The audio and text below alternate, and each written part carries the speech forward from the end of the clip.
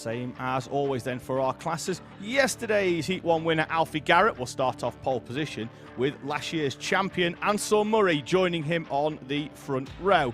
Oakley Riggs and Ralph Martin are on row 2, with Sidney Nell and Junior Wright on row number 3. Then it's Oscar Maskell and Ava Garrett in front of Max Joy and Harley Bradbury Stretton completing your top 10. Heath Smith starts 11th with Elijah Sang in 12th place, with Arthur Bath and Hadley Jarvis in front of Jude Taylor, Jensen James Williams and Henry Ward completing your 17 runners.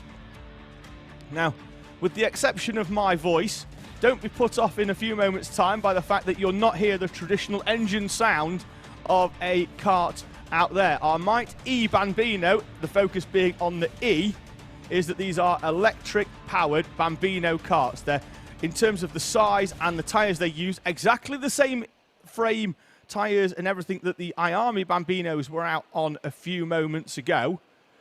But here, with the exception of a normal traditional petrol-powered powertrain, these are battery-powered karts. It's a strange sensation when you're at the track, particularly because you're used to hearing a lot of noise, and what you can hear is road noise from the tyres on the tarmac. What these karts do have, very, very similar to a hybrid vehicle, is the initial power burst in terms of output. As soon as you put your foot down, you get pretty much 100% of the power that you want. So rather than a normal petrol engine spooling up and having to go through the rev range, these cars are very, very quick off the standing start and immediately out of corners, which is great in the dry. Means that when it does rain, like it did yesterday afternoon, our drivers have to use a huge amount of skill and control to try and feather the throttle and have to limit the amount of power they put in, because if you just put your foot down as you normally would in any other type of form of motorsport, you get a huge amount of power burst, the rear wheels spin up. Luckily today it's nice and dry, all of our drivers on slick tyres. Standing start then for our Iami Bambinos. We'll go back to rolling a little bit later on with Micromax next up before Honda Cadet. Have a quick look. The red lights are on the overhead gantry. They extinguish and we are away and racing in our MightE Bambino. Ansel Murray in the one on the outside, the reigning champion, makes a good start and will sweep all the way through round the outside of Alfie Garrett, the Heat 1 winner, to lead round the first corner as they head then down towards the dogleg, the first heavy braking zone of this track. As we've got there, looks like the 18 of Heath Smith, and then we've got contact in the background, the 24 and the 15. That's Oscar Maskell in the 15, Arthur Bath in the 24, facing at each other. Those two can't move, no reverse gear on karts, of course, and they're going to have to wait for some marshal assistance to split them up. They're going to then rejoin the race, albeit some half a lap behind the rest of the field. Unfortunately for them, let's see if either of them can make some progress towards the rest of the field in front. The two leaders, though, already looking to have broken away at the front. We'll have a quick check in terms of timing when they come over in a few moments' time. Ansel Murray with the fastest second sector, which we knew he was going to be quick in the first one, of course, because he swept round the outside to take the lead. As we've got four karts pretty much side by side as they head down towards things, and it looks like Garrett's managed to get to the inside of Ansel Murray. They're going to run side by side down the start-finish straight. Garrett's on the inside, Murray on the outside. Who's going to be brave? Murray's getting a help down by Ralph Martin, trying to push him through down the outside, but it is Alfie Garrett through into the lead in the green helmet, with Ansel Murray in second place, Ralph Martin in third, and Oakley Riggs going with them as well. The top four breaking away in this MightE Bambino Heat number 2 as Riggs tries to put a move down the inside of St. John's. That's the left-hander before they join that intermediate straight before the double switch back of Senna 1 and 2. Ralph Martin looks like he's got a good run actually round Senna 2. Looked like he was going to try and cut to the inside there of Ansel Murray, but couldn't get to the inside. The good thing with these karts, with them being battery powered, is the overall parity of these karts is very, very close. Puts all the emphasis on the driver as Ansel Murray gets a good line, tries to close up there on Alfie Garrett, who won yesterday's opening heat. You see Ansel Murray there with the 96 on the back of his helmet. That's his traditional race number and the one that he ran last year on his way to the 2022 MightE Bambino Championship. Now running the one as he has the right to do so, having won the championship. The gap less than a tenth of a second, though, now as Ansel Murray closing up and pushes Alfie Garrett down the straight. What they have done in maintaining that slipstream between the three of them and not trying to chop and change and overtake is open up a gap now to Oakley Riggs, who was with them at this point on the last lap. You saw he was right on the back of Ralph Martin. Has now dropped away into a comfortable but lonely fourth place for Oakley Riggs at the moment. Behind you've got Sidney Nell and Elijah Sang, who's moved up from 10th place up into 6th. As the top three make their way through that back chicane. Huge curve on the outside as well. Later on you will see, if we have the similar camera shot, certainly with our Junior and Minimax, Honda Cadet as well potentially, as there's some lap traffic in front, how much they're going to attack that curb on the outside as they find their way through. Ralph Martin elects to go all the way around the outside. It will be slower to start with, but I think then he's going to scrub off less speed, and then that's going to allow him to catch up back up to Ansel Murray. More lap traffic in front as they make their way down the start-finish straight. Alfie Garrett with the fastest lap of the race, some half a second quicker than those behind. He managed to find a way through on those in front of him in terms of traffic and has opened up a gap now of half a second, at 1 minute and 10 for Alfie Garrett, with now Ansel Murray being occupied with Ralph Martin behind. Could this play into the hands of Alfie Garrett and allow Garrett to open up even more of a gap as Heath Smith moves himself up into the top 10. JJ Williams drops down into 11th place. It looks like Williams may have had a problem on the previous lap because he's dropped, well, certainly on timing, showing that he's dropped down into 11th place. Dad forgot to put it on charge. Keeping an eye on the 6th, that's Harley Bradbury Stretton. He's moved up from the tail end of the top 10 up into 6th place. Got Elijah Sang in front of him in the 5-year-old from Bournemouth in Dorset, so he's had a long trek up here to Warden Law. He's going to have a similar trek next month as well when we go to Rower in Cumbria.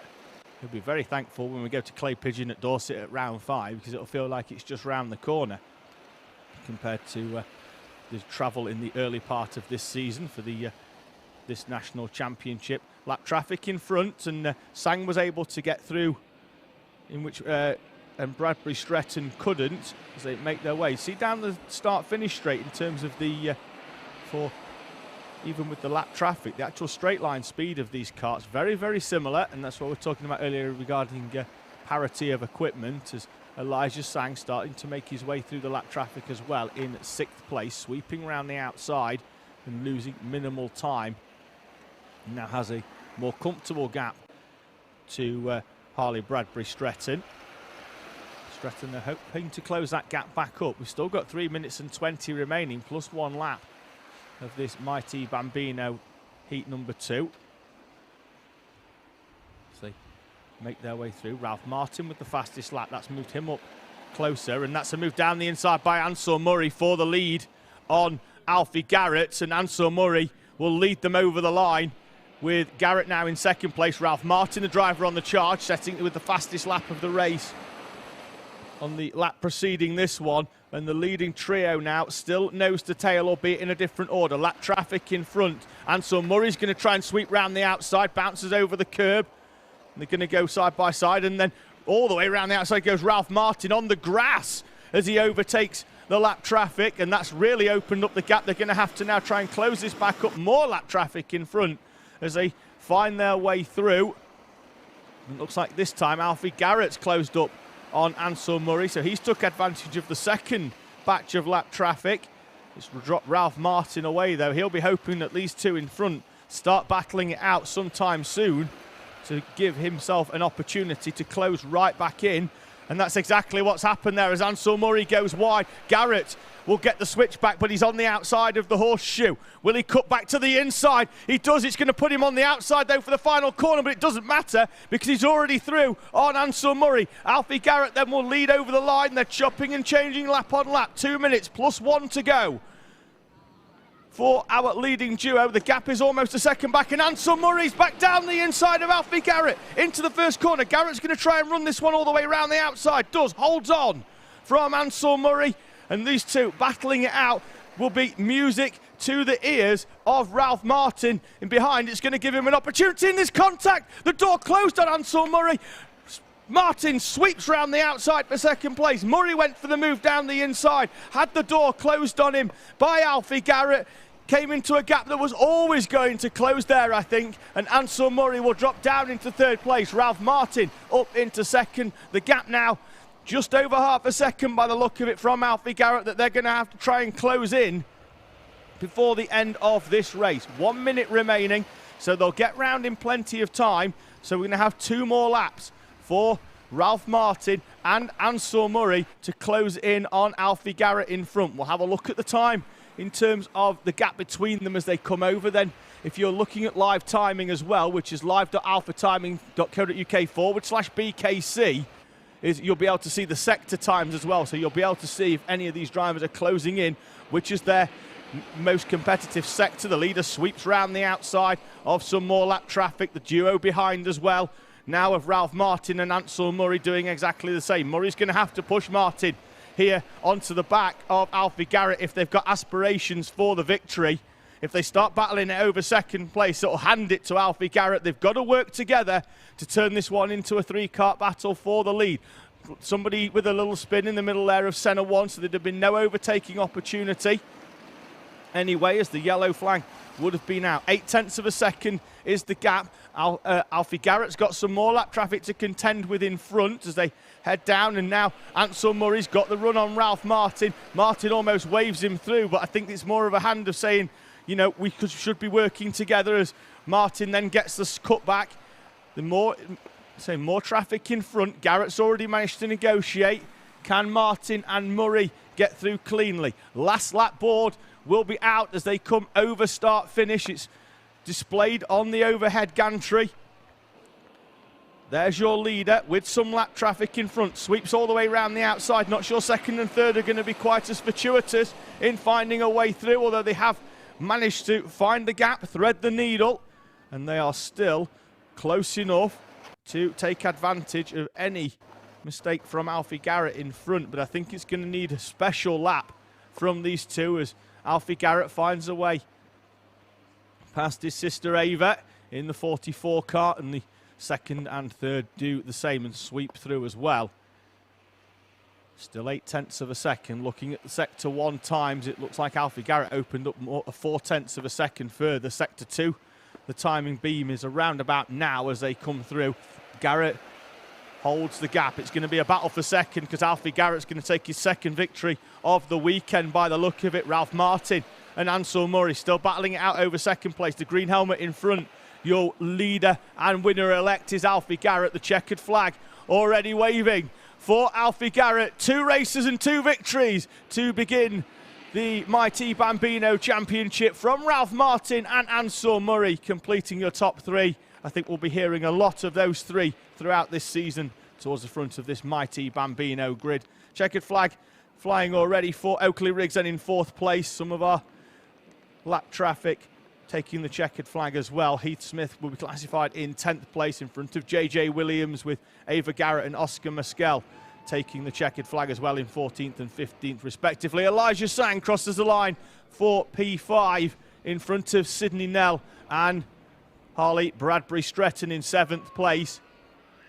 And then we're going to have Junior Wright coming through in 8th. There he is in the 11 in the background, battling it out with Max Joy is a little further back. So Junior Wright really, really happy there with his 8th place. Max Joy will cross the line in a few moments' time to round out our MightE Bambino class.